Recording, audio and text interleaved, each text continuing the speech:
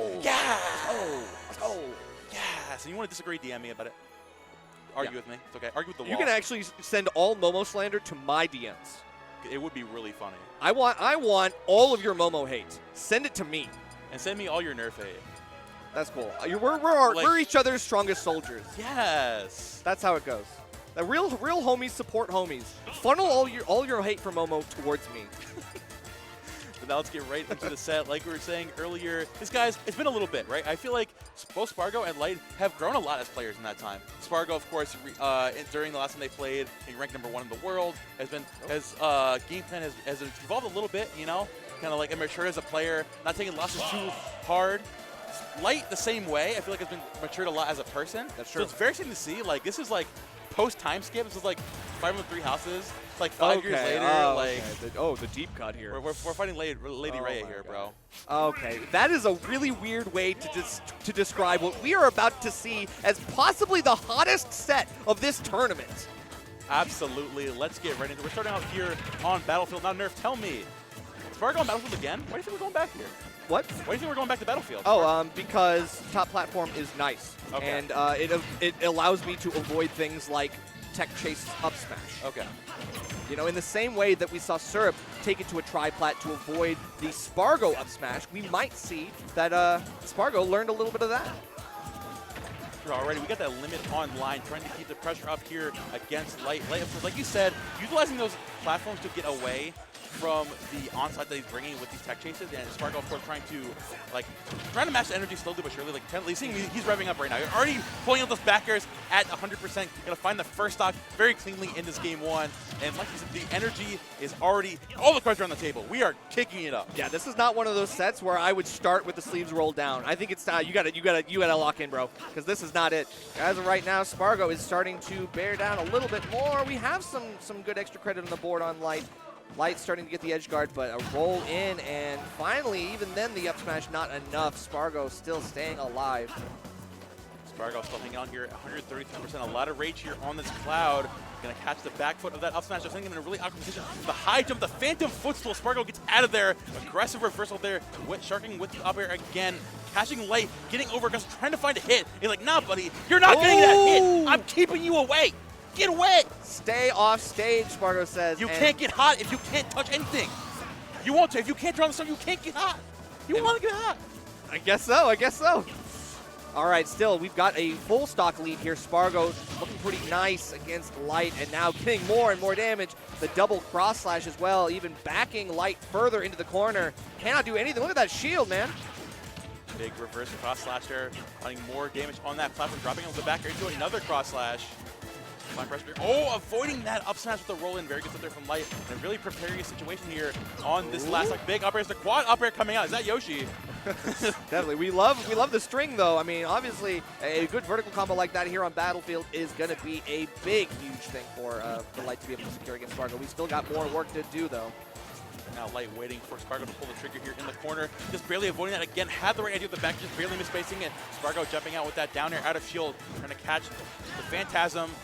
Dropping it from the platform again to another up air. Fox getting very overzealous here on these platforms. Sparg0 taking advantage every single time. Blading coming out to catch the horizontal recovery. Waiting patiently in place there and finds the jump back into the F tilt. Sparg0, his feet are planted.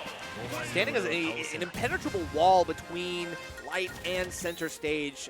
He's really, really good at playing the spacing game, and obviously knowing when Light feels like he has the chance to do a quick run up or a dash up like that is going to be all the more important for Sparg0 as he secures that first game against Light. Very clean gameplay from Sparg here in game #1, and now we're seeing it. Like the one thing that Light really needs to go up against is like players that know how he thinks, knows that how he wants to get in there. Like, oh, I'm gonna run in there, go from these really awkward positions, and just get it in and start revving up. Sparg0's like, nuh-uh, I'm meeting you there every single time, and I'm keeping you at bay. And Light just cannot get the groove started. Yeah, that's true. And it feels like Sparg0 is setting the pace of this match so well. Light taking it to a longer stage in response, I think, is the right play because you do want to give yourself more room to play around Sparg0's excellent spacing game so far. The disjoint has been a huge issue for Light, and he's still got to find his way around the Buster Sword. But we're doing okay so far. We got a good lead, but can you stay alive here? That's the goal. I gotta say, Sparg0's recoveries have been phenomenal in the set so far. Just barely spacing around that ledge. Of course, finally catch him there with the back air, recognizing that Sparg0's getting a little tricky. Like, you know what? If Sparg0's gonna get crazy off stage, I gotta get crazy off stage too. That's true. It's not easy with a character with a little drift sometimes as Cloud has. Yeah.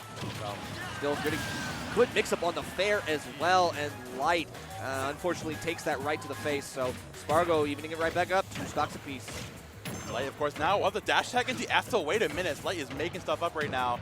Big pressure there, the up tilt to the back air as well. Dash tag out of the corner. Again, keeping Sparg0 at bay. Make sure he wastes that limit. He has no time left on it. Literally make it back here. Woo. Just barely making it back there with those magnet hands. But Light still keeping the pressure up, catching on the platform. Okay. Grab to cast the roll behind. Gets to roll it again. Just barely avoiding it downer though. He flipped it again and catches the tech in place with an up smash. Light is finally getting the fire under his feet. Rolled up those sleeves and it made all the difference. Now he's looking pretty good against Sparg0. This is a reverse of game number 1, and Light might just be on track to secure this one and bring us to even. But I don't know, because at this point, like, Sparg0 could get a quick fair to lead to something greater. Anything off stage might be enough like that, but we don't get the spike hitbox, so gives Light a second police on life. The dash attack out the corner, going to catch Sparg0 on the platform once more. Another up air coming out. We're going to catch that air dodge. Nice utilizing that downer to keep some space from under you to get out of that jump position. Going to catch that jump in again with a nair. Sparg0 looking to catch Light, getting oversells. Another back into that nair. Not going to take it just yet, but going to find that backer. Sparg0 again, chasing the situation every single time. Make sure Light is not comfortable off stage whatsoever. Yeah, I mean, taking 97%, it means that, you know, Light might just be looking for a quick finish to this, but he's looking for the late hit nair into up smash. I already know, but Sparg0 is not going to give it to him. Limit charged, does have a little bit more leverage here, makes Light more fearful to act. Gonna catch that Phantasm in with the limit cross slash, now waiting for it again. Oh, no Light nair coming in, no tech. Gonna find the get up attack, shielding it, and Light finds the up smash, takes it 1-1. I have a theory. Okay. So you know how Light starts playing better when he rolls his sleeves up? You know what I'm saying? He's playing on fire. You know how when you're cooking in your house and you don't want the smoke to go everywhere, so you have the hood above your oven, you turn on the vent to keep the air from going somewhere. Yes. You make so you have more ventilation. Okay. Right? You open up your sleeves up. I guess more so. ventilation through the arms. Oh, okay. Now you see the vision. Now everyone at home, you recognize. You know why he rolls his sleeves airing up. them out. He's airing them out. Yeah, he's airing them out. All right. Well, I mean, whatever it is, it's working, and Sparg0 is going to need some adaptations to match here in game number 3, because he definitely had his soul read a couple times by Light in that last game, forcing those no-tech situations, and then the follow-ups as well, Light knowing that there was a get-up attack happening, shielding it out, and having the right response. It's execution, and it's also shot calling. I'm loving how the stage pick here from Sparg0 taking us to Halabaction, recognizing that Light and utilizing those dual platforms. Oh my gosh. God. I was going to say he doesn't have 2 plats for his advantage and disadvantage, but apparently he doesn't need 2 platforms. Just give him one, he's going to find the stock here anyways. This was Sparg0's counter pick, and it doesn't even matter because Light feels so comfortable on this stage as well. Seeing good reasons why. I mean, it's Fox on a small stage. You can't go wrong. Yeah, a long flat stage like this. I mean, even then the platform might create more issues. Oh, but we still got the magnet hands. It's okay. You know, this is the magic of Halabaction. Facts. Catch that jumping into the forward air there. Light getting a little, waiting for Sparg0 to overextend, going into that rapid jab. They're not getting too crazy there. Again, Sparg0, we're seeing he's getting a little upset right now, looking for a grab, looking for something. And Light just, again, taking the advantage, running with it again, the double nairs to the dash attack, another nair coming out. Gonna catch the limit climb hazard with a nair, just barely avoiding that F smash, but man, Light is still putting the pressure on Sparg0 perfectly in this game number 3. Yeah, but Sparg0, to his credit, is still finding enough power in the recoveries to get himself back. The spacing with the Cluster Sword on the climb hazard was just enough to grab ledge, and now we get a trade, but it's just what Light is looking for. We got a 3-1 lead. We have turned this around against Sparg0 in this set. Light finally, the aggression is coming online, and even more, here comes the up slash out of the corner for Sparg0, trying to catch Light, getting overzealous there with that jump in. Some pressure there on that shield. He's going even more with that dash attack, with Light going to punish it accordingly as he jumps out. Waiting for Sparg0 to overextend. The Skittle shield still hanging on through that cloud forward air. Backer not going to connect just yet. Drift going to finally catch the landing there with that dash attack. Sparg0 finally on the board here in this game 3. Might be a little too late though, because Light is moving right now. But at the same time, we've seen how quickly Sparg0 can rack up the percent on Light as well. You know, Cloud can be a good combo character, especially against a fast faller like Fox. This could be a really big deal. We're getting lots of good damage off that limit blade beam. But no, you can see the jumps being called out. Light knows when Sparg0 is looking for that second jump in the corner. Sparg0 patient in the corner again, goes for that get-up attack. Sparg0, the entirety of that game 3 was so desperate to get to change the momentum, to change the mojo. Let's get back into that. Look at that, the high profile on the get up attack. That's crazy, and especially with the hurt box shifting that Fox has when he goes for that back air.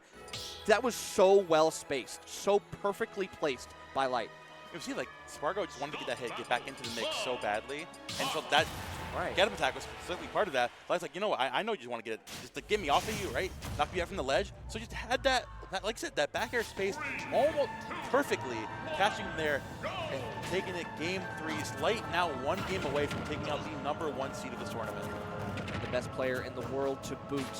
As of right now, we're going back to Hollow Bastion, which is Sparg0's choice. You do get enough of that shield pressure that we were seeing in that last game to get a poke this time. That's just what Sparg0 needs. You got to be able to benefit from that shield pressure and not just put it on Light.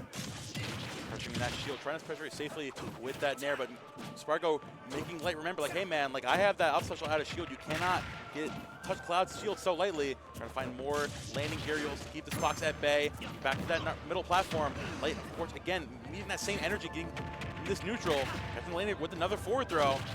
The aggressive reversal there with the forward air, finally finding more footing, but gets a little over aggressive there with the limit cross slash. And that's the thing, you know that illusion doesn't go through shield, right? But you definitely can hit it that right point on shield where you pass over the shield. Yeah. And Sparg0 just wasn't ready for that.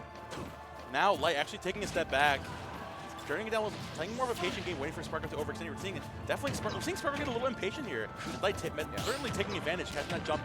That's from the triple up airs coming out, finding so much damage, 60% off of 3 up airs, catching rolling in the corner, had the right idea. Rolling with nowhere to go too. The tumbleweed, man, that was crazy. Sparg0's still looking for that down air on ledge, elusive as always. Light with the great angles, but finally we get something here. Sparg0 not going to let Light poke that shield forever. Definitely, Sparg0's been playing a really good defensive game when on the ground. It's just the fact that even when he's actually able to play on the ground, and so many times Light's catching him, jumping from the air, and punching every single time. Sparg0 goes for an over-aggressive forward. Light's nah, man, dash attack, up smash, getting him out of there. And he thought that he was going to be safe by retreating back to ledge, but this time Light knows that he does a quick dash up. I'm faster than you. Oh my God. Landing up air into another forward air coming out, 70%, racking on even more, sending Sparg0 all the way off stage. Getting the normal get up once more. Sparg0 seeing with that normal get up once more. Limit online, needs to find anything here to get back into this game. Okay. Turning up finally with the movement of this limit. Can we find the stock here? Maybe. No way! Finishing touch is not going to finish anybody except for yourself. Light will be one taking it in 3-1 over Sparg0. What a set, beating the best player in the world. Moving on to the perhaps the biggest test of his courage in Grands. Light, man, the story of his tournament run so far, after making a heartbreaking 3-0 loss to Susu in winter semifinals, the Light fans were kind of feeling it, man. They're like, oh man, he might be cooked, might be going down. Just barely took it in game 5 over Tarek to make it all the way here, and the run through every single loser set in this top 8, finally to face off against one of his most recent regional threats. That's true. Syrup versus Light. These guys have played, as of recently, all the time. Currently, their set record, you know, to play in grand finals of a major is really ironic for them. You know why? Because their set count is tied currently at 5-5. The last time these guys played was at the Round Table 3, where they ended up both trading sets. So there's a lot of lore to go off of here. There's a lot to worry. But we're going to set the scene here